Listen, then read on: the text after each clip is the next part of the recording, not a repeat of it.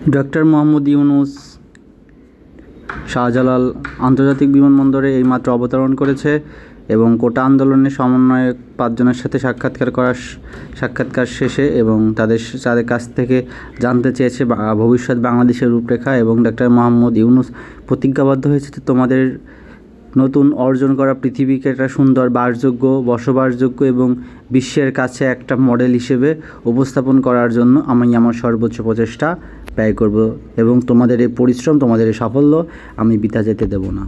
তিনি আরও বলেছেন যে শত্রুদের কালো হাত শক্ত হস্তে দমন করার জন্য তোমাদের সকলের আন্তরিক সহযোগিতা কাম্য করি, কারণ 10 মিলে করি কাজ, হারে জিতি নাহি লাজ। ডক্টর মোহাম্মদ ইউনূস সবথেকে বেশি আন্তরিকভাবে কৃতজ্ঞতা জানিয়েছেন কোটা আন্দোলনের সমন্বয়ক নাহিদকে।